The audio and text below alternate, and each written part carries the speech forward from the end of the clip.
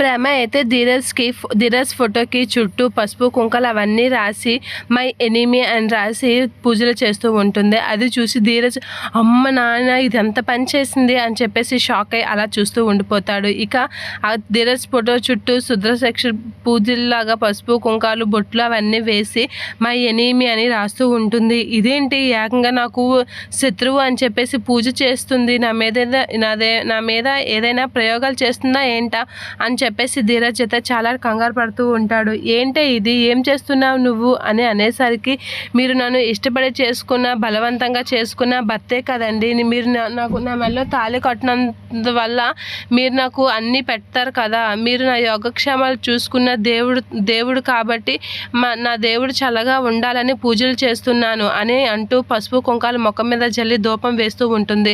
అలా ధూపం వేసి వెళ్ళిపోతూ ఉంటుంది. ఎందుకే నా ముఖం మీదకి పసుపు కుంకాలు అవన్నీ వేసావు అని అనేసరికి నీలో ఏవైనా శుద్రశక్తులు ఉంటే పోతాయని, నా దేవుడు చల్లగా ఉండాలి కదా అందుకే అలా చేశాను అని ప్రేమ అంటూ ఉంటుంది.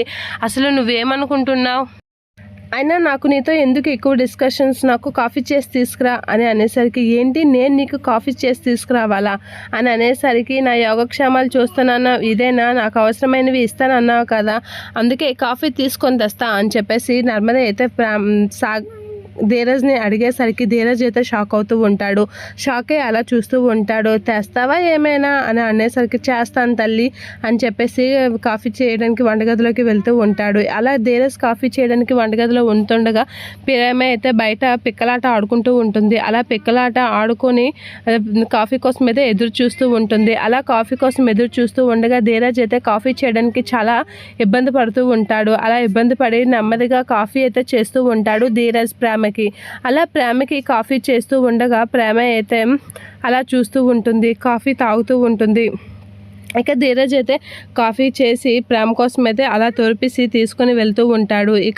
ఇక ప్రేమ అయితే కాఫీ తాగుతూ ఉంటుంది. అలా ప్రేమ కాఫీ తాగి ఇలా అంటూ ఉంటుంది, అబ్బా ఎంత బాగా చేసావురా కాఫీ, నిజంగా నీకు టీ కాఫీలో మంచి ఫ్యూచర్ ఉంది అని చెప్పేసి అంటూ ఉంటుంది.